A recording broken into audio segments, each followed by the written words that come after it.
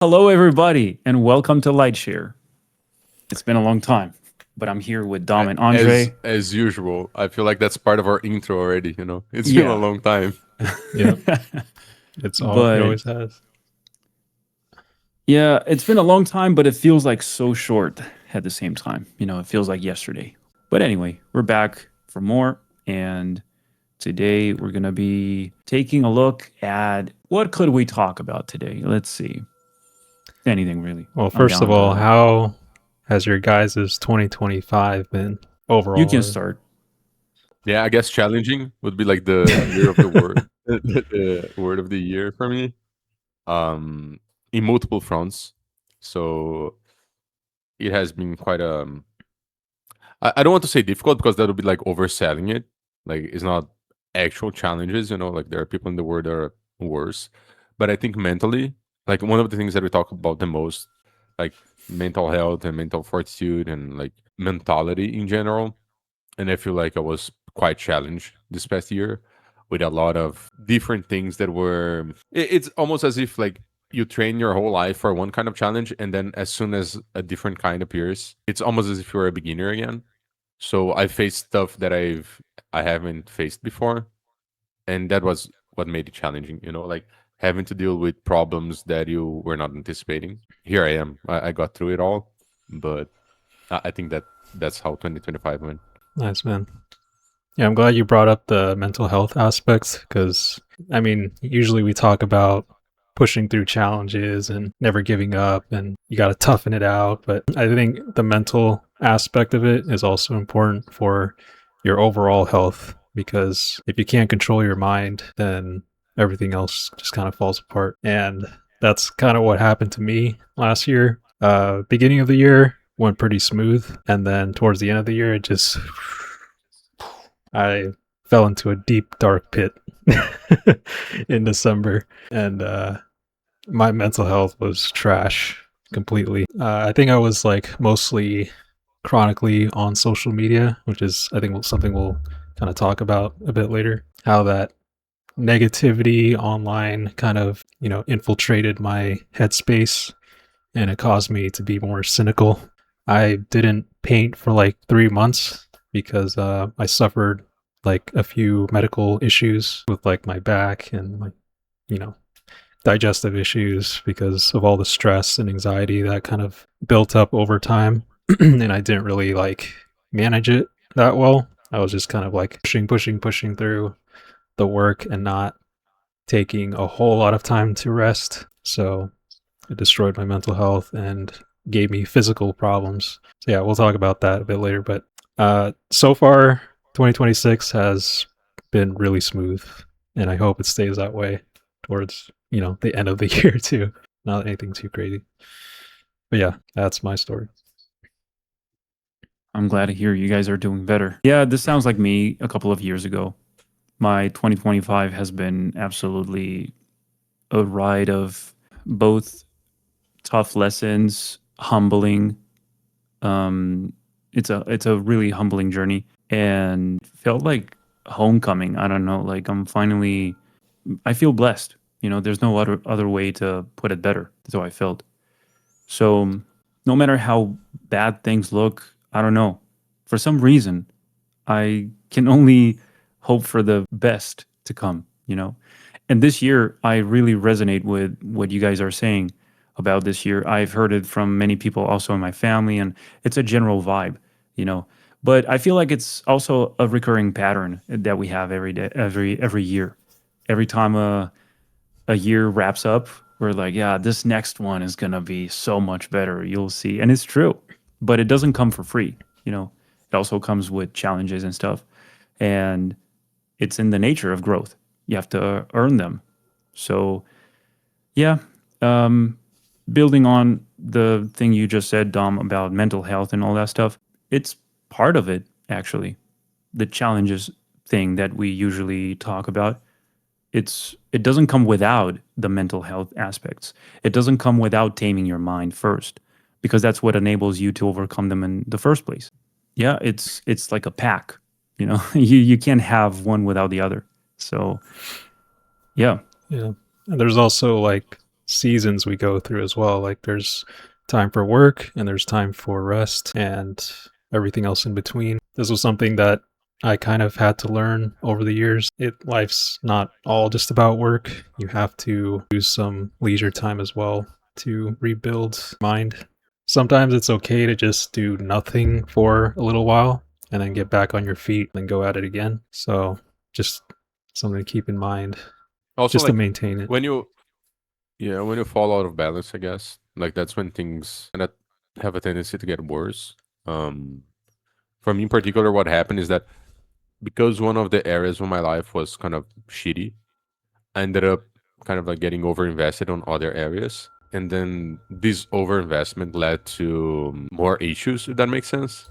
Because, like, imagine that you are all of a sudden, because beforehand you had, or at least I kind of like my self worth as a person on my own mind split up between multiple areas. And then one of these areas started lacking. Now you kind of have to imagine that all of your self worth is banked on this other thing, and it's really not that healthy or that good for you to put your value as a human being based on like one aspect of your life only, because of course that you are more than that. And because you kind of need that at that moment, you kind of need that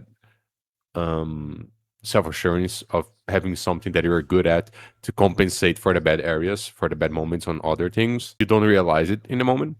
And then all of a sudden, when you start, like when everything is supposed to get back to normal balance and it doesn't, because now you are like completely out of skew, your value system shifted so much that getting back to the reasonable mentality is kind of like the challenge. So you realize that, okay, whoa, I was like in too deep on this one thing. Usually when we are talking about art, it's like the art end of things is where they get too deep into. So if they like don't do as good a drawing as they think they need to be doing, that's when they think poorly of themselves and so on. But to me, it was completely the opposite. Like the work side was a bit shitty in general. Like it was just less clients, and like the back in April, I lost my full-time job until like got a new one. It was a bit of a challenge. So that made me like, instead of doubling down and like doing more artwork, what I did is, okay, I will continue doing as much art as I can, but then all of the sense of will come from somewhere else. And that unbalance is what I think is taking me like more than a year to solve. Is like, okay, what is the proper balance for myself, instead of kind of like I ended up surrounding myself with people that had different value systems and they value different things, and they were which is fine, because at that moment that's what I needed. But then you need to kind of like getting back in touch with yourself again. The idea is that, as kind of like Adrian alluded to, it's like a homecoming kind of feeling, where like you need to cut out the noise from the world. It's a realignment, like baseline. You're Yeah. realigning again with your core values and your core essence and who you are, and kind of listening to that genuine voice that's always been there, but you've been drowning quite a bit with the noise of the world around you. Like you just pointed out, like surrounding yourself with people with different visions, with different worldviews, different values, structures, and all that stuff. It's quite interesting how that challenges, but doesn't destroy or undermine your own system. It only reinforces it. It only kind of helps you to build a stronger foundation for yourself, It's it makes you or it breaks you kind of thing. Do you guys? Yeah, that's right.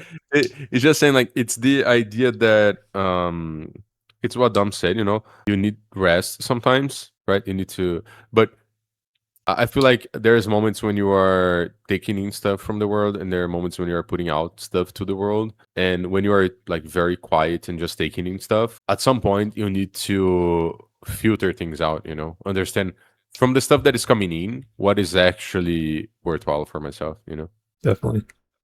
Yeah, like filtering is a good word, like you mentioned, Andre. Just taking out the bad and putting in stuff that protects your mind. We like to feed off the drama of the world. It's just like human nature. Sometimes we can't help it. But the good stuff is always boring, right? It's almost like training your mind like a skill. You have to train your mind to shield it from these bad things around you. And that's where I wanted to segue into social media. Like, how did it affect your guys' mental health from using it over the last couple of years or even recently? Like, do you guys plan, or well, I know Adrian's not really using it, but Andre, do you Yeah. plan to like mitigate it as well? I'm only recently starting to kind of post my work and catch up on my, portfolio updates and stuff on places like ArtStation, but I'm not sure if we can consider that like a social media. But no, nothing about like Instagram or not even YouTube, or like yeah. Dude, Reddit. I'm in the deep zone, dude. I'm starting like because just to give the reasons why I was always like too much in YouTube and that sort of thing, right? Which I don't consider to be social media, but it's being a little bit chronically online, as you mentioned before. Like if you have YouTube on all the time, It's a form of So- scrolling after all. yeah, Yeah. and also it's you like taking in from the world, as we were mentioning, right? Yeah. But then by I think it was September last year. It's tricky though, because Uh, there's a lot of educational content and stuff, and you So might that's the be thing, right? tricking yourself, right? Like, "No, I I'm was- learning, but I there's had a to be more line." mindful. Yeah, because what was happening is that I got too much into like the news, especially political news kind of segment, and that really can screw your mind up. Because like I was watching news from the other side of the world that would not affect me immediately. There was just negative stuff and so on. So I started to cut all of that out at some point because it was just not being good for me. I was like, as I was having trouble sleeping, with all of the other challenges that I was already facing, I felt like that was the equivalent of junk food for your mind. Where like you drown is. your own thoughts with noise, because I didn't want to face my own thoughts. So I kind of had a stretch of imbalance with my internet relationship. Also because I had to be online to launch my course with the school that I did last year. So I had to like see what people were posting, how people were interacting. I did a bunch of live streams. So it's not like I could be completely away from it. By the end of the year, I was starting to get back on balance in terms of it's not the issue for me is not being online. It's mostly like what you're doing while you're online. As an example, this year I already started like instead of just consuming stuff, I'm starting to post a little bit more, to interact with people a little bit more, and to be way more selective about the content that I watch. I understand that we need to be like at least a little bit aware of what's happening around the world, but like how much is that useful versus how much it's draining your energy. Like I'd much rather use internet to what Adrian said, like learning about the world. And then if you need like to rest for a little bit, that's where I like to, okay, let me see like this science-based YouTube, like whatever, let me learn how, I don't know, this particular airplane works, because that's the kind of stuff that I'm interested in, It's a tool. like how this car works. Yeah. In the beginning of the year, up to like mid 2025, it was not a good relationship with internet. It was like pretty bad. But then I started to like refocus after a while. I know like you were talking about it, Don. What was your experience? Because you mentioned that you need to take a step back from it. I was kind of the same. Like in the beginning, I wasn't really on the feed as much or in people's stories as much. I still wasn't towards the end of the year, but I was on Instagram Reels pretty chronically. And I'd see post after post of stuff that wasn't related to my growth. It was just like other maybe lifestyle hacks or how to make money or fitness content or just things that are distracting me from what I'm supposed to be doing. And then you jump to the comments section, and that's where you see all the negativity. And then sometimes you kind of agree with those comments or disagree with those comments, and then you have like this internal conflict within yourself of, why am I so angry at the world? I got really irritated at myself. I think I grew more cynical and angry over time towards the end of the year. And I'm like, dude, I'm becoming someone that I don't even recognize right now. And it's kind of scary to see me turn into that towards the end. But that's when I had to like really pull back and take a step back and look at this whole thing and be like, yeah, I don't know what I'm doing right now. I have to change this, for like to rescue my mental health out of this, basically, and start from a clean slate. The comment section is always like, it's weird because you see so many comments, and your feeling is that that's the representation of how people think. But there's like a minor subsection of the people that are online, of the people that are watching that video, of like that super Exactly. niche thing, and it looks like it. It looks like the whole It's world, almost almost. Yeah. yeah, the expression like you need to touch grass. I feel Yeah. like a really good remedy, like to actually talk to people in person. Like you realize how It's I kind of don't say like the like news. normal people. Exactly. Yeah, it's pretty much like a news. It's Yeah. a narrow representation of a carefully selected piece of the world brought to you through a very tiny window, highly 5-second filtered. clip. Yeah. Yeah, it's a business. Those comments are not a business, but they are also part of the business, right? Because they're on that platform, kind of generating what's the name of that, engagement or whatever. So it's like a self-sustained wheel in a way, like it spins on its own, thanks to people who keep feeding on that. That's the issue, you know. It is made to put the most outrageous opinions first, Like it's made to create noise. It's made to Mhm. call your attention, and it's not really based on merit of how good like someone's opinion is or how well thought it Yeah. is, or there is no vetting system other than people are reacting to this. So that's a really low bar, to like push things forward in a way. Yeah. The lack of sleep thing was, yeah, screwed me up pretty bad too. Sleepless nights, scrolling in bed. I was doing that a lot. You ever like wake up at 3 a.m. sometimes and you can't fall back to sleep? I had like some of those nights. It ruins your body over time. Like your immune system gets weaker. It's all Also, the like- pieces of the puzzle we've always mentioned, right? The essentials of health and balance and all that stuff. It's like the holy trinity of the equation of well-being, like rest, work, and nutrition. I mean, I'm trying to look for like the perfectly selected keywords, but basically sleep well, eat well, and move your body.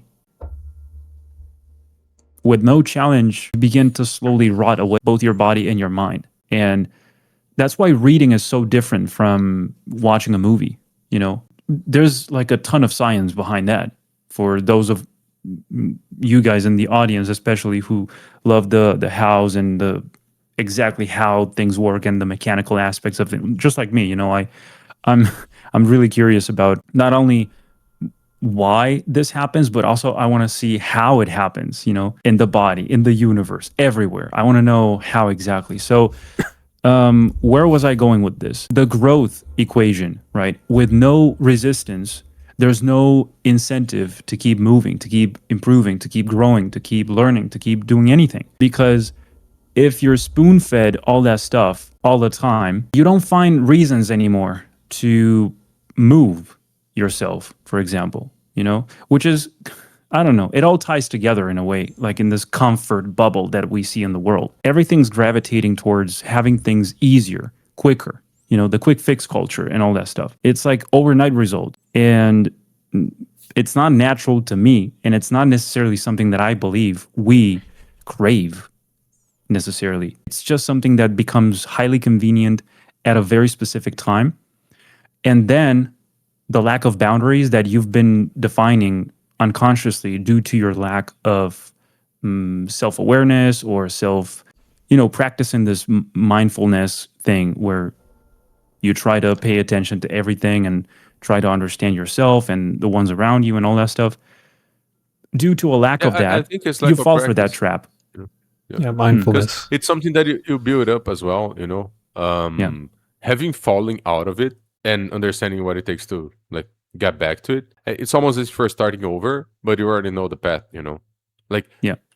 you fall out of it and you understand that to get back on it is not you don't compare yourself to how you were at the top of your game. You compare yourself of how you were like in the very beginning. How did I got there in the first place? And instead of comparing my progress now to how I was able to, let's say that I'm practicing like art again, right? At a high level, let's say, or a high effort level. I'm not comparing myself to how I was when I was doing like a lot better, as much as I could, or whatever. I'm comparing myself to how I started it. Oh, it was just like one drawing a day. Hey, so let's start with the one drawing a day, and then, of course, that your progress is much faster than what you did in the first time because you already been there. But you see that all the time. With like I do, you guys know I do jujitsu, and sometimes like, oh, someone has a kid and they need to stay like 6 months without practice or whatever because they're taking care of their newborn, right? There was just this one guy at the gym last week that he brought his son. I think he's 1 year old already. His son that was born this year, and he stayed that whole year without practice. He's starting back again, but like he's starting with basic movements. He's starting to like feel his body again, and of course things are coming back faster because he was already there. But he's not like, okay, let's roll with like this 16-year-old blue belt champion of the world that like has two lungs attached to each other, like four lungs attached to each other, and like so interesting that you're mentioning yeah, all of this, because that's exactly where I'm finding myself right now in the fitness bubble. So it's been a long time where let's say my focus or my what's the name, dude? Like my priority has shifted from flesh to spirit, basically. So it's been more of an internal development process.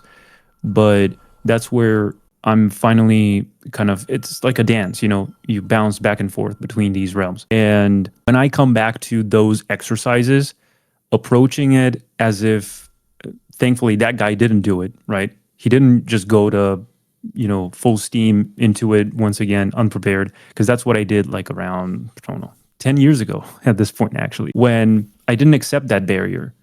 I was like, it's been a few years. I haven't really practiced this, but let me try it as if no time has ever passed. Injury. So that's what happens when you disrespect these basic rules. And that's exactly where I'm at right now, except with that lesson, that arrow in my quiver, right, collected from those adventures, you kind of approach it with a more wise mindset because you now count on that expertise you've been collecting across these years. So those lessons don't go unnoticed. That's why I keep encouraging people to not feel like they ruined a perfectly beautiful journey because of one mistake, because probably that mistake is exactly what you needed. yeah, and also like how proud are you of yourself that like you think that you can be, you are the like only one, the snowflake of the world that like you can be without practice for 10 years and come back just as good as you were, like, or you are the one without fail, the one that will never have to recover anything because he never like lets it down. That's not how it works. Even this, you're gonna be this rusty. very morning, I was reflecting on this. I was thinking, dude, how incredibly accurate it was. Like how literally life-saving for all the muscles in my body and all the joints and the bones and stuff that I trained to sustain that incredibly fast-paced lifestyle and very intense routines of hardcore workouts and running ultra marathons across the mountains and all that stuff. If I didn't ever train my body to sustain that, because it's not like a challenge you anticipate. It's exactly, I'm going back to the very point you guys started this episode with. Unexpected challenges. Things just happen. You don't see them coming. But that's why you practice, to be prepared for those things when they do hit, because those storms will come. It's not going to be a smooth sailing journey. So when they hit, at least you know how to swim. At least you know what to do when crap hits the fan. Yeah. So when you're in the middle of that, at least you're not that panicked and lost and don't know. I recently had some injuries in my body, for example. It's what I would call mild stuff, but it's due to a lack of training and then sudden exposure to high demand. And you don't take that with panic and like, oh no, I'm gonna lose my arm, I'm gonna lose my leg, I'm gonna lose my, whatever it is that you broke. You go with like, this is gonna take a while to heal, but it's doable. I can take it, and you start approaching it like you said before, baby steps, slowly easing yourself into it again. And it really starts with something that I keep remembering mentioning in some past episode. It all starts with like just putting your shoes on, going for a walk around the block. Then eventually you want to, just run a little bit. And then you somehow end up doing a 5K on a weekend. And then you're training for a marathon or something a couple of years after. That's how it starts. It's not like I need to get in shape in 3 months to do this. Like you don't go from 0 to 100 overnight. You need to get a job in 3 months. Or like that one, like that. I love that episode, bro.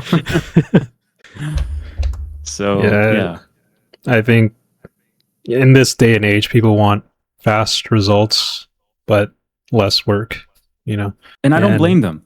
It's all over the place. But if you want to play the game of life, it doesn't play by those rules, The game of life plays by slow and steady, and whether you like it or not, you're not going to rush healing, for example. Like the body heals quietly. It doesn't heal because you want it to heal fast enough. So you have to obey what the order is and go through the steps, basically. You don't have a choice of obeying or not, because like if you don't, well, the universe will show you like what's up, who's the boss.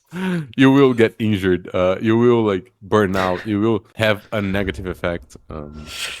Yeah, that's where like ego and pride can get in the way sometimes. Like I've had a few moments of that where I was like, oh, I can do this, I can push through it, I can get through this challenge, and then just break my back one day, and everything comes crumbling down. So I think knowing your limits is important. Don't bite off more than you can chew. Yeah, I feel like the universe has a pretty rough way of showing you stuff. And it's not only on the like physical side of things, it's everywhere.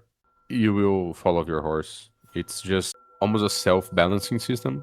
Although like it's easier to see after you are done with the rough parts, but after like everything is done and you were in a good place again, you look back and you mentioned this on our call yesterday, Adrian. Kind of like you look at the negative things and you think, oh, this was meant to happen, or it's good that it happened because I kind of needed that at that moment. Or you're almost glad that you had to face certain challenges, because now you understand a little bit more about life, about yourself, about how you deal in certain situations, and you just add those either mental or physical skills to your tool belt, and now like you are better prepared to face whatever comes next. And hopefully it will be like there's almost a right level for the challenge that should come up. It's almost as if you are on a raid on an MMO or something, and you're like, okay, I'm level 32, I can face this like level 34 monster.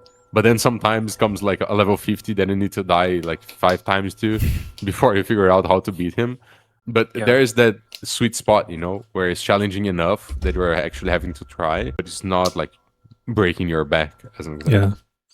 Yeah. I think like you need those negative circumstances, because if everything is always positive in your life, then you never know what to expect from when stuff actually hits the fan. You're not prepared for it.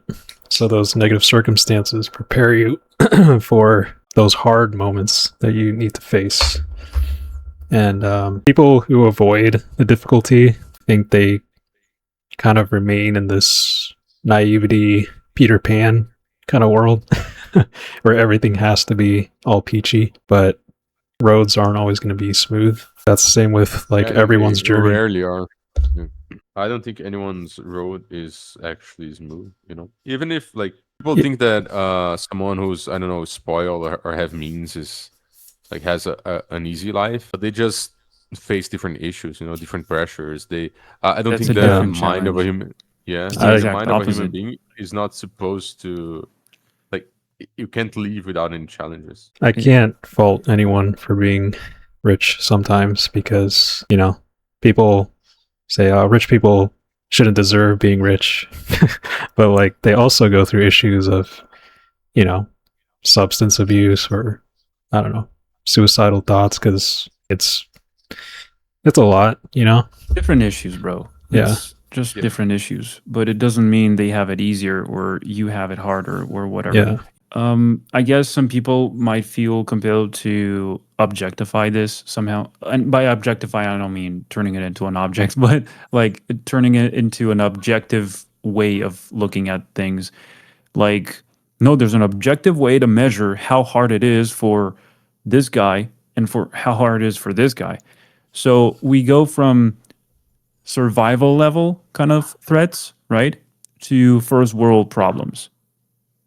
You go from I don't have food on my table, I don't have a roof over my head, I fear for my life, there's violence all around me. You go to Wi-Fi isn't working. You know, different problems. Is that still a problem? It isn't as life-threatening, in my opinion, as the other stuff. But that's precisely what makes me appreciate my problems even more. You know? Yeah, Yeah. but also like at that moment, because of you have to imagine that the baseline of what people are used to, it's also created by the environment that they grew up in. So for it might be possible that like for one person, again, I understand that like in a objective term, of course, not having food is way worse than not having Wi-Fi, right? But imagine that like this guy banked his whole life on this one meeting, and it's an online meeting and whatever, and he doesn't have Wi-Fi at that moment. Like at that moment for him, that's a life-threatening situation, you know. So like his body will react as if his life is on the line, even though it's not really, and it's a creation of your mind and so on. Which is why I think it's healthy for people to face physical challenges because they come in a different level. But the idea that some problems are The reaction easier is to deal similar with than others. in a Yeah, way. exactly. Because the because it's frame all about the perception of the is problem, the not same necessarily the is the problem same itself. frame. Yeah. Yeah. Your biology hasn't changed, right? You're still reacting as if like a predator is after you. You know, like you're gonna lose your life if you fail this upload or if you miss this meeting, or you literally feel like the world is falling all over you. And it's like you said, yeah, it's like a perception issue. You know, it's like the way you see it. That's why it's so important to kind of like just breathe and realize how well you have it actually. Like your wife, Also, your like, kids, your family is Think with what's the you. worst that can happen, you know? Yeah. Yeah. So yeah, it's an issue of perspective in a way. You know, like why are you so agitated right now? I just missed the bus. So? Was that the last bus today? No, but the next one is like in 10 minutes. I'll be late for this job interview. And if I miss it, you know, tons of opportunities go to waste and maybe I won't get the chance to, who knows where that story was going. But you still think, chill, bro. They're not going to be mad for 10 minutes. You're fine. But such is God's plan and the mysterious nature of how everything works, that no matter how much you think something's right or something's wrong, it doesn't seem to be up to you to decide. Like, I wanted his place, not this one that they gave me. You know, like maybe this one was the one meant for you because this is the one that takes you to the next chapter in your life. And when you look back, wishing you would have invested in Bitcoin when it was like $1 or something, I would have bought 2,000 of those things. No, you wouldn't. And you know it. You didn't do it back then. You wouldn't do it now if you could go back. Because many things change. You guys have probably seen this in a ton of movies that play with this theme of like time travel and timeline alters. So I think there was one movie with Ashton Kutcher, the butterfly effect, right? The butterfly effect, yeah. Yeah. So that's a tiny little change here that affects everything from there on. It seems insignificant, but it makes a ton of sense. Mm-hmm. What do you think about that, Dom? About the movie or About the concept we've just discussed. sorry, I was like lost in everything you were saying. It was a lot at once. Summarize it in like a couple sentences. That everything is meant to be. Yeah.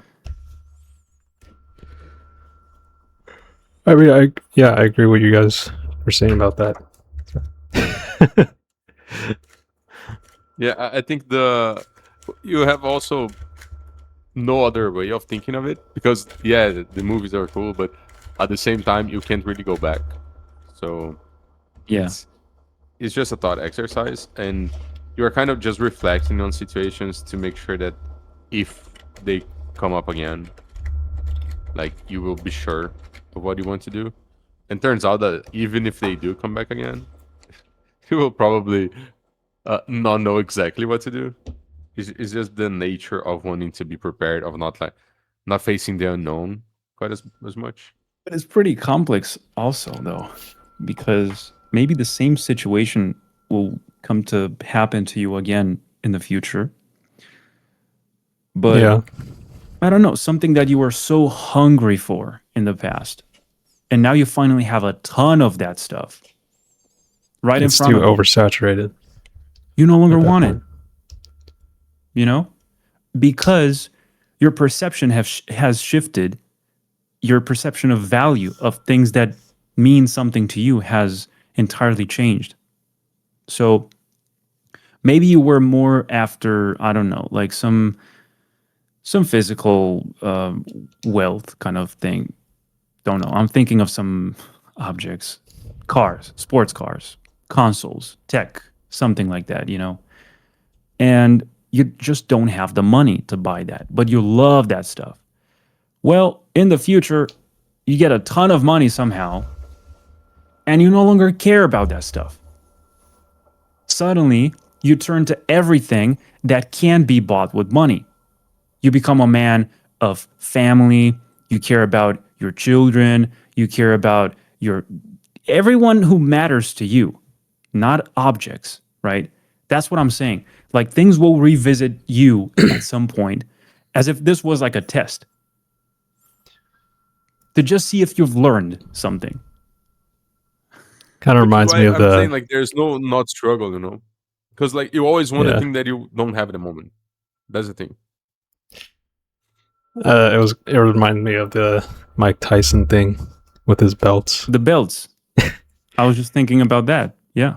How he wanted it for so long as This a is done. teenager. This is garbage. I bled for garbage. Yeah. Yeah. But Yeah, it's yeah, exactly it's so it. true. I mean, I've been kind of feeling that way with my own art journey. Like wanting to get But that's actually garbage, man. I'm sorry. I need to break it to you. all right, I accept. It could be. I did it. Nah, he's kidding, Dom. I'm not. No, but I'm saying like it could very well be garbage in the future. Like the art skill that I've gotten, like I climbed the mountain for this, and there's like other things that I've wanted to prioritize in my life, like wanting to move away from art maybe in the future and like do other things, because like art is what I sort of lived and breathed for like half my life.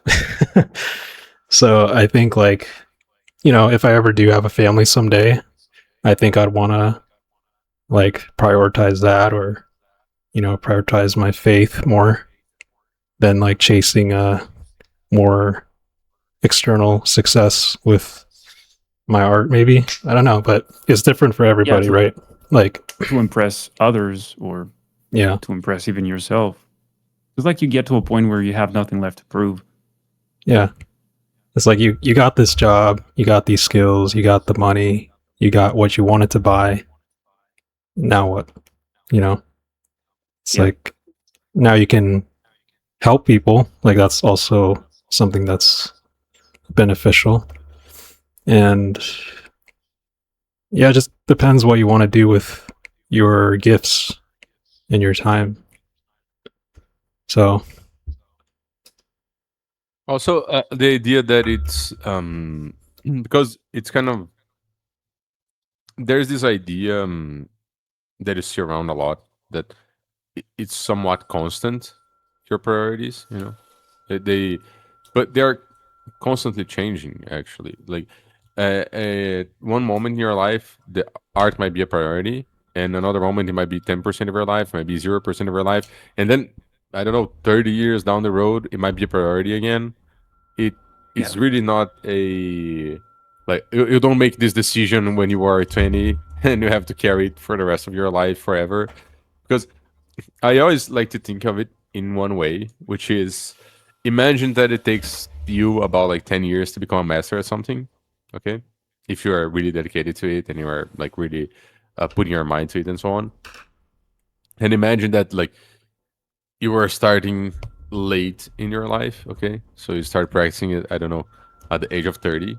Dude, you can become a master and quit at like 3 or 4 different things up until the rest of your life, you know.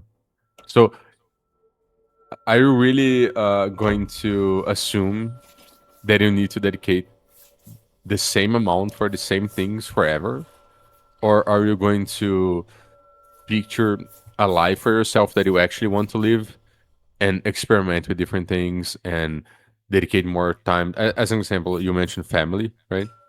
um I do think it's worthwhile to dedicate like a huge portion of your life to your family if you desire to have one.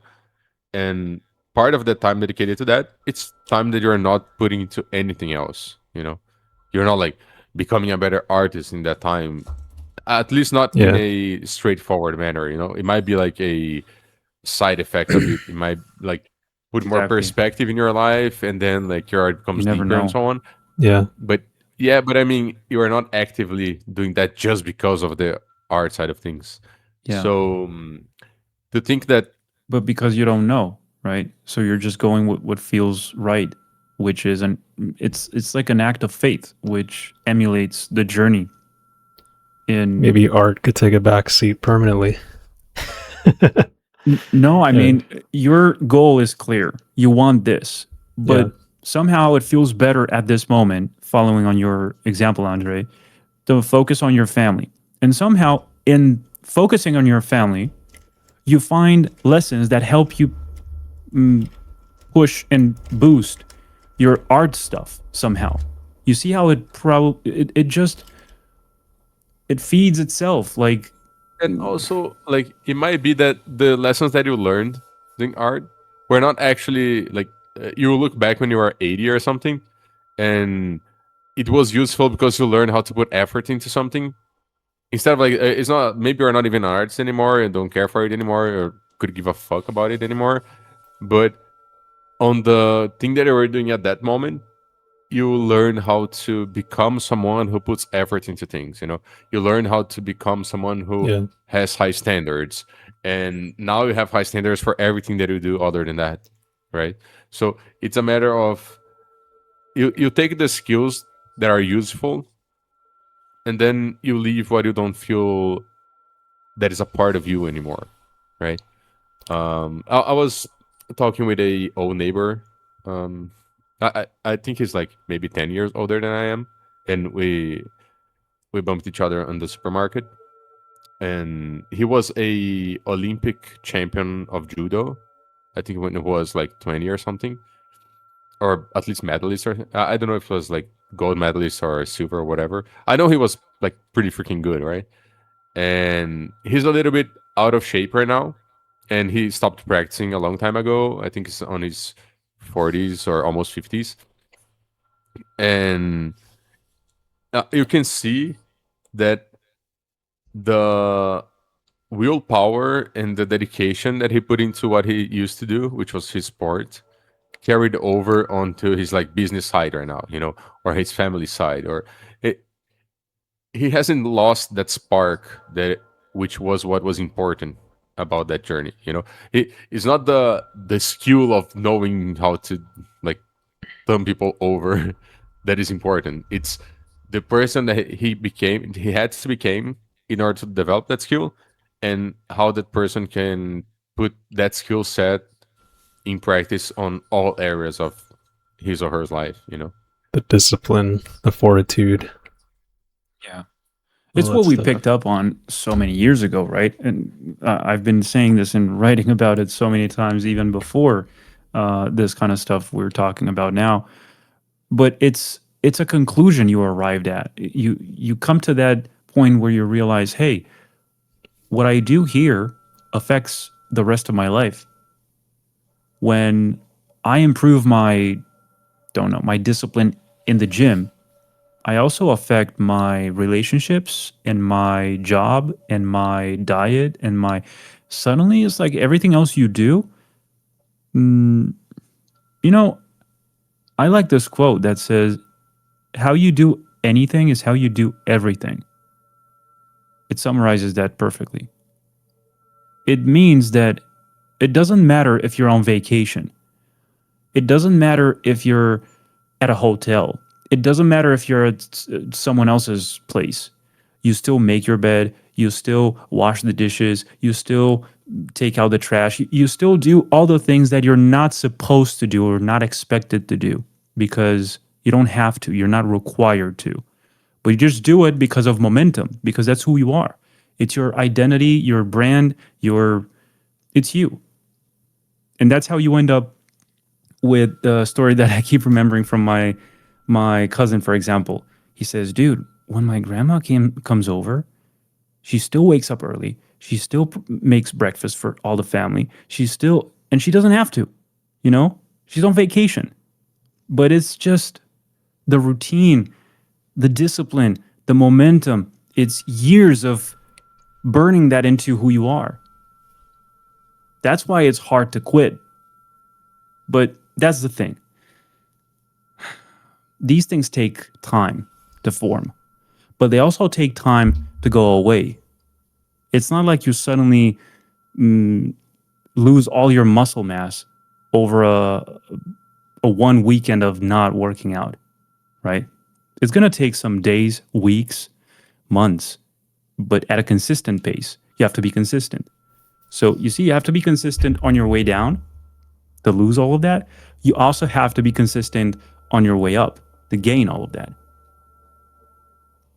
We don't make these rules. They just simply are that way. Yeah. Yeah, and it's also worthwhile to think that you are not. I don't like the idea that people think that you're losing your value as a person if you're shifting your priorities. Like, we tend to, especially I think us guys, we tend to assign value to our product to the world in terms of like we are as worthwhile as we are as the things that we are putting out. Like how much value we generate to people. Mm. And I'm not sure if that's the best way to approach it, just because it means that if you stop for some reason to be as productive, or you almost feel a fear of being a beginner again, because when you are a beginner, you are not generating as much value as you are taking in value. You are in that phase where you are inputting more than outputting, right? Yeah. It's kind of like, that's what's necessary. Yeah, go ahead. what?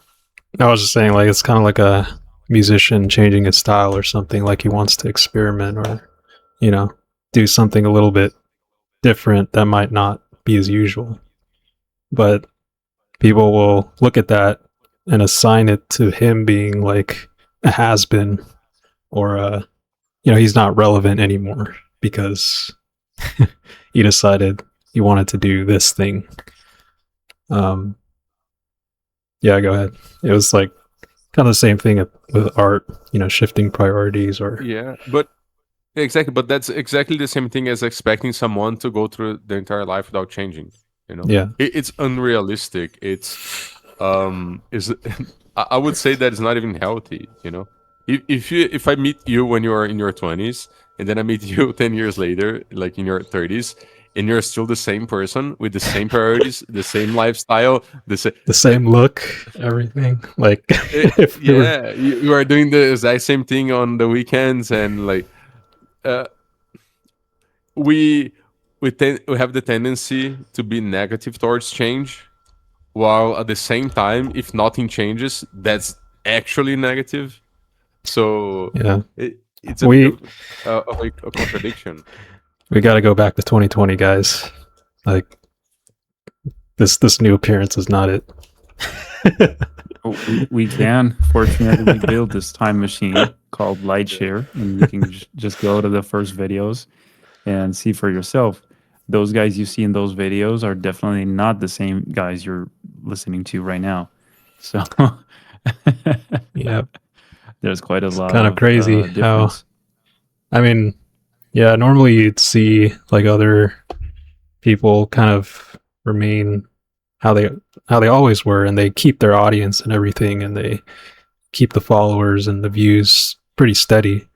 But then, you know, you'll see someone change, and then the views start dropping off, or people get mad that the topics aren't what they expected, or whatever it Yeah, is. but so I see a huge parallel there. I mean, it's I don't even know how to phrase this because that's like a business. You have an audience, you have clients, they're buying from you, you're selling to them, right? That's what you do as a social media influencer or whatever. These accounts that are big and they have like a big audience and stuff.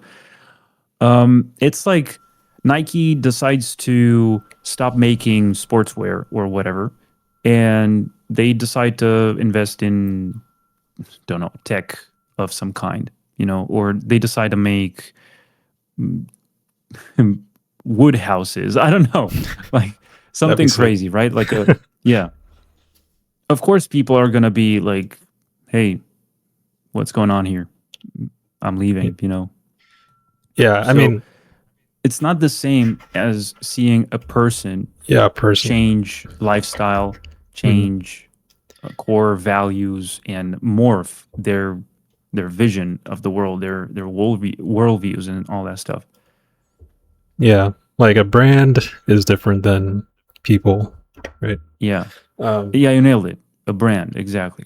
So we have to make a clear distinction between those things. Also, now I feel like, look, I think that's why we are still doing this. Well, 6 years later, yeah. Even though like we had moments when we did more like share, moments where we did less. Yeah. I don't There think were that some we times see. when we didn't start the videos with, "It's been a long time since we." Yeah, exactly. So I think that the reason why we're still doing it, it's because from the very moment that we started, the idea was we'll be ourselves. So we are not here selling a product. We are not here trying to fake something that we are not. And we're also open to the idea that if this is not useful to you anymore, like viewer in this moment, like we're Yeah. not delivering what you want anymore, that's fine. Like it's this is supposed to be useful for people, and I'm pretty sure that like if they find it useful, like they'll share with other people and so on. But the idea is not, we are not a brand, we are three individuals that are here sharing our journey, and the journey changes as much as we change through time. If it's almost as if you want to take a screen grab of the world in one moment and have it like last forever. Yeah. That will never happen. It's what you mentioned with Nike, right? Hmm. Yeah, it's not it's not a tennis shoe tennis shoe brand anymore. It's a fashion brand, you know. It's a lifestyle brand. They changed. The product might be almost the same, you know. They're still selling shoes, but they're also selling fitness gears. They're also selling, what's it called? Yeah. Weightlifting bars. It's all within the same realm, but the Nike that was founded, it's not the same Nike. And they have brands have almost like an obligation to be more similar, you know, to change less through time. Because it's what you mentioned. If they started doing technology, like it do not work out. It's a different niche or a different branch of business, right? Yeah, it's. I saw a video recently. Like Ferrari is not a car brand anymore. Yeah. It's a luxury brand. Like what they are selling, it's the ability to buy a Ferrari. It's not the car. Like the car is the means through which they sell that value, but the product is not that anymore. It's just like the physical manifestation of that product. Amazon or Facebook, or now it's, as you can see, it's Meta. They make also AI, and they're expanding onto virtual reality and tons of other things. Like this guy, the Bezos guy from Amazon, also makes spaceships. And you see, it's like a little all over the place in terms of, or maybe not all over the place. Maybe it's all really rightfully connected at a business level. Like it's logical, those connections. But it's like the world seems to be less permissive with abrupt changes that have like a wider gap between them. Like as if or like we a negative become, effect on, like, I don't know, we pursue a career in cooking, for example, or something, like we want to become chefs or something. That has nothing to do with concept art and design or the entertainment industry. But it still applies principles that are pretty similar. All the discipline, all the steps we take, all the methods that we use to learn, to adapt, to improve, to exercise, to practice everything, and to tackle those challenges still apply. So at the core, under the hood, it's still the same thing. But people don't see that, nor they should see all of that, because what matters seems to be the surface level, right? What's the name of the front part of a store? The things that you expose to the bystanders. People, not bystanders. People passing around in front of the like store. window shopping. Yeah, exactly. That's how you advertise yourself, right? It's what people see, and then they're drawn inside to come in and see more. But I think if like values before, have a drastic shift, like if our values changed into something more darker, darker. I think like maybe people would be a little, veered off by that concept, but because we still, kind of practice what we preach, some people stay, some people fall off, but not everyone leaves, right? It's I mean, if we suddenly start making videos about, because we've always been making stuff about art, or at least touching on the art stuff through a lens of self-discipline and the art industry and all that stuff. But if we suddenly start making something entirely opposite to this, like programming or something, like it's not even remotely similar.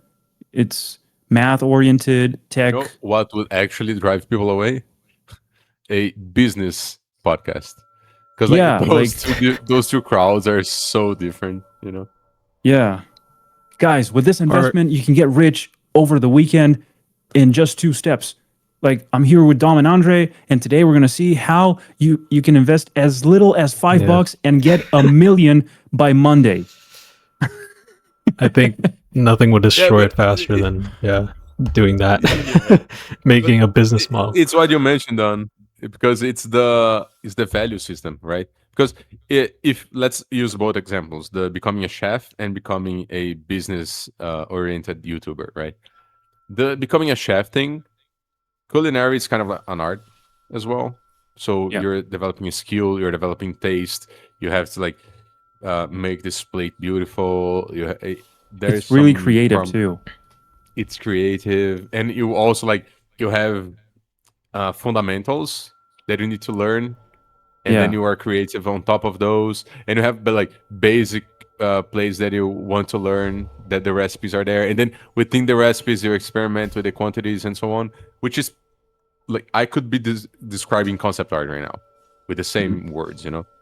Yes. And so I feel like there's a deeper connection with that rather than like the business side of things.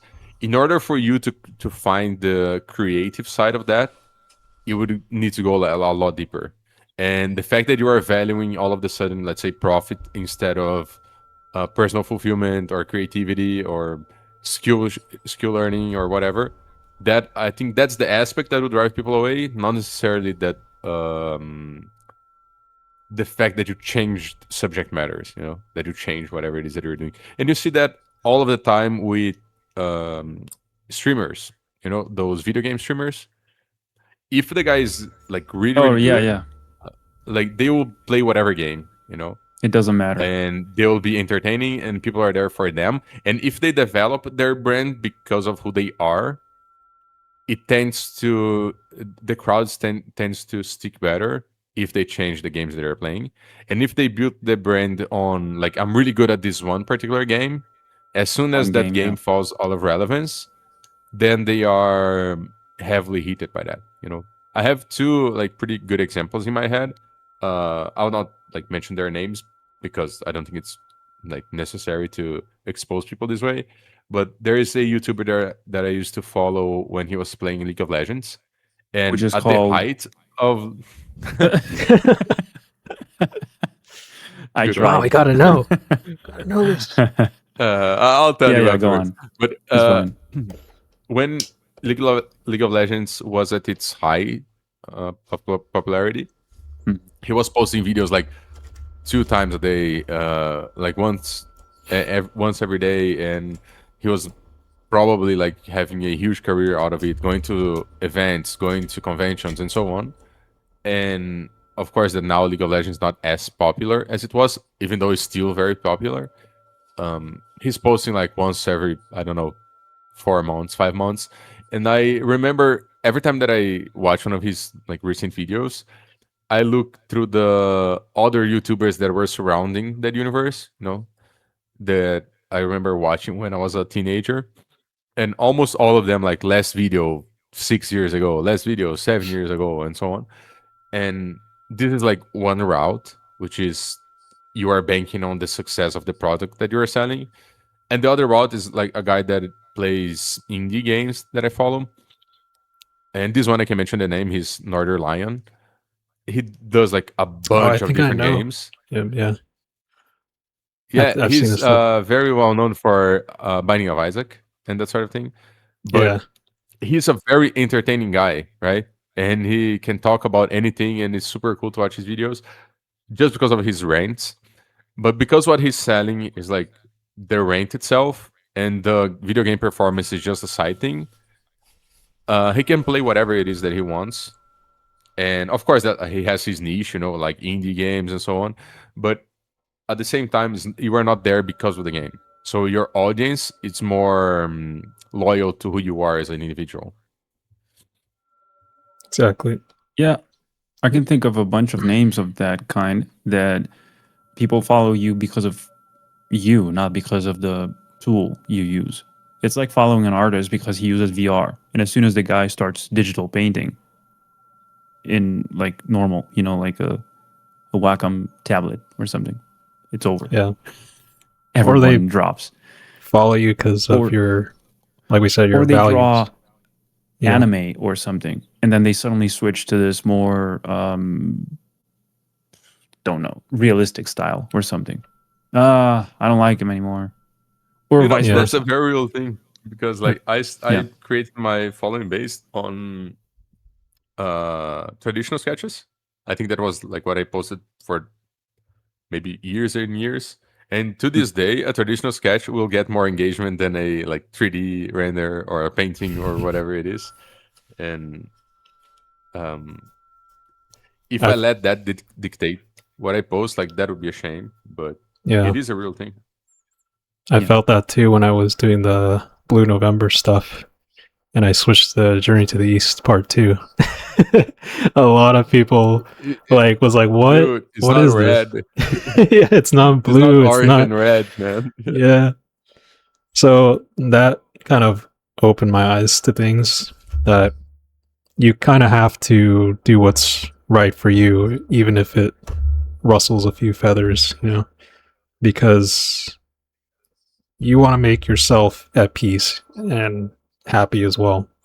And as much as you'd like to please the audience, it can only last for so long until you lose yourself in the mix.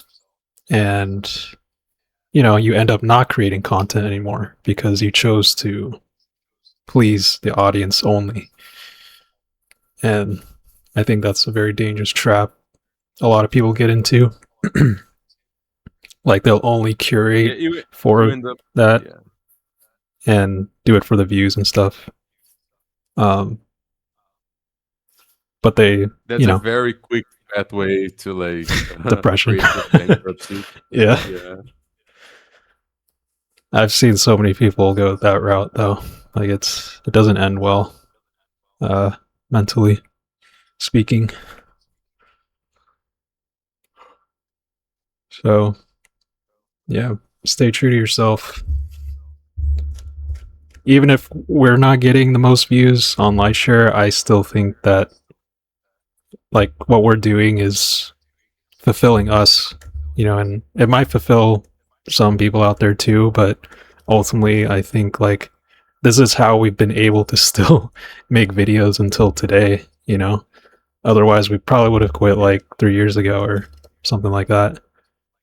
And some people are wondering like, these guys are still around? Like Lightshare's still making videos? Like I thought they fell off or something, Yeah. It's a complex tug of war, between pushing, like releasing and pulling. Like you have to know exactly when to do each thing, because this could be easily extrapolated to the example of, well, then I'm refusing to settle for anything less than this for a job because I'm being myself. But bills have to be paid. You just happen to exist in context. You don't live in isolation. So you still depend on certain things to be objectively met around you. So that's how you start doing anything in the beginning, Photo sessions at $5 or super low rates for long hours spent on an illustration. But you eventually get to the point where you meet thresholds you would have never even been able to dream of. And you don't even have to ask for them. Clients just come at you offering those amounts. And all you have to do is say yes and do it. So It's really complex because some people listening to this might feel tempted to think that it doesn't always apply, that this advice of being yourself, like just be yourself, stick for your values and all that stuff, doesn't seem to apply all the time, because there's times where you're supposed to drop that and kneel, do whatever you're supposed to do, and then you'll get to enjoy it. It's difficult when you look at it through a blurry lens. But that's when I think it's worthwhile to identify yourself more with values, as what we were mentioning, rather than That's clearing the themselves. lens. Yeah, exactly. So like you are not the guy that does, I don't know, environment paintings. You are the guy that does everything that he can to put good quality in whatever it is that he does, Like you are, because that will apply to everything, Oh, you are cleaning your house. you know if you really cleaned it or if you're just giving like a quick whatever, just Yeah, to not because look they dirty won't for the notice. like the visits to notice or not. So Yeah, like and if you become that one person that it's what you mentioned earlier, the way that you do one thing is the way that you do everything. Uh, then as soon as you shift your priorities, you're still fine because you didn't lose yourself. You're not sacrificing yourself. And as someone who's going through a shift right now in terms of priorities, there's a little bit of a grief that happens that I'm feeling right now, as almost as if like I'm killing that past self and becoming a new one. But it'll be way worse if that one thing was my entire life, like the thing that is falling out of priority. So it's a yeah, necessary change, and no change ever felt easy in the beginning. You know, yeah, no change ever worth making felt easy in the beginning. Everything was super tough. Sacrifices are just that in nature, you know. It's supposed to feel like you're giving away a part of something you really, really want, but in exchange for it, you get a much bigger reward that eclipses everything else you thought, you know. Yeah. yeah. And it's also So, this have is you like guys go on? I'll say it after. no, it's just because this is a change that is happening willingly. So if you learn how to deal with that when you want the change to happen, like with that grieving process, then the times because sometimes you have to make changes due to external factors or things happen that Yeah, you are obligated to make that's a good changes, point. it will become easier. Yeah, if you do it when you're not needed to, like you don't have to do this. Why do you do this? So I can tackle it when I have to, like when I have no more options, and I'm absolutely, you have to do it at that point. If you've trained yourself for that moment, it'll feel less. I'm not gonna say it'll feel easier or whatever, but at least it's gonna feel like known territory, like familiar It's more place. familiar. Like, Yeah. hey, I've been here before. Yeah, and yeah, it sucks, but it's not the It's first not time. as rough I've done it. as the first time. Yeah. I've done it before. So what I wanted to say earlier is that I want to ask you guys if you've ever heard about that experiment with the kids and the sweets or the cookie or whatever they give them. They leave them in a room and they tell them that if you guys don't eat the sweets until I'm back, I'll give you twice as much. Right? They don't know when the adult is coming back, and they film them and kind of watch their reactions and stuff, and they battle temptation left and right. They're like, ah, oh, but it's right there. It's like a muffin or a cookie or something. It's right there. And they try their best, bro. And they say that the kids who resist that urge, who endure that temptation and don't succumb to that impulse of consuming the sweets in that moment, they they exhibit better rates of success in their lives because they're studied like across their entire lives and stuff. Better grades in school, better choices in general, financially speaking, um, jobs, just in general, than the ones that did eat the cookie, the ones that did not want to delay that gratification, the ones that said, yeah, you know what, I don't care about that second cookie. I'm having this one now because it's here right now for me, and I'm having it right now. Those are the guys that apply that same mentality later in life and everything else. They say, why wait? Why not do it now?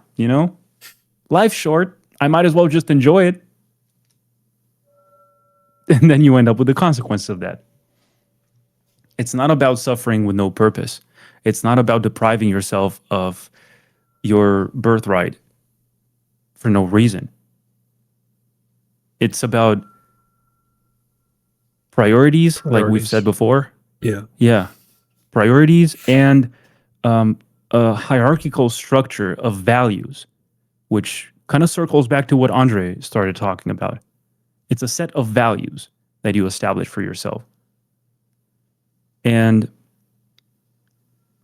whoever you root this system in defines how true or how false it is. By true, I mean it works. By false, I mean it doesn't work. And also, like, if it's strong enough, when you fall out of it, it's easier to get back on it because you based it on strong foundations, you know. So you are actually, and I know, like, I'm talking a lot about the like falling out of it and getting back on it, but that's because that's my current situation, right? There are moments of lucidity where I catch myself thinking of, dang, like, how did I change my priorities like so much in such a short period of time? Let me like refocus again, you know? Like, is this thing that I'm dedicating to that much time to so much worthwhile? Like, nah, dude, you knew it from the beginning, you just forgot, and now you are remembering. Remembering, yeah. Yeah. That's a great way to put it. Yeah, that's true. Because we all know, deep down, you know what you should be doing right now. You're just not strong enough to overcome that kid inside. Yeah, you are not 100% strong 100% of the time. Like, to Yeah. think that you will be, it's a bit unrealistic. So that's something else actually. It's like a deeper layer of like some psychology trip that I'm about to go on right now with how deep down you like to be parented. Let me explain. Like, you like someone with a higher degree or authority over you to watch over you and tell you when to do each thing. Like, pick up your clothes, wash the dishes, don't leave that there, clean up after you're done, all this stuff, right? Do your homework, eat clean, you know, don't skip the training, don't skip school, don't skip this, don't skip that. You kind of subconsciously wait for someone to tell you that. But when you're an adult, you're no longer a kid or a teenager or whatever. No one's going to tell you what to do anymore because it's expected from you to have been turning into this mature, self-sustained, self-driven in a way person. Yeah. Yeah. And if you're not, then you kind of wait for someone to tell you, but they never do. So all you've got is the opposite, all the negative stuff. You always fall for the cookie all the time. Yeah, and then dude, but cookies are eventually good, man. life has It's to only life. fun. Yeah.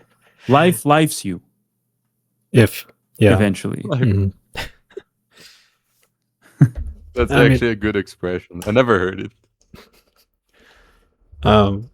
Yeah, it's so true that we usually wait for our guardians to tell us what to do and when to do things. But when they're not there anymore, now you have to fend for yourself. And yeah, like life forces you to level up in a way.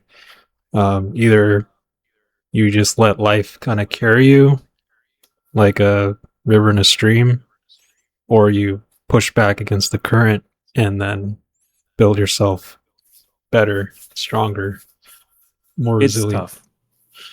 It's really tough to start, but think about how it's tougher to start when you're just standing in the same place and I place some load on you, like an entire bag of rocks or something. Dom, carry this, but sprinting. It's easier to bear that load when you're already developing some momentum, like you've been running for a while, right? Than to start from scratch. You know what I'm saying? Like the momentum thing. That's why getting started on some tough routine is really hard in the beginning. And then you feel like you're flying on day 10 or the second month or whatever. Yeah. But then you eventually burn out because no engine can run at 100% power forever. You know, it's like your CPU is always at 100%. Your car engine, your, everything.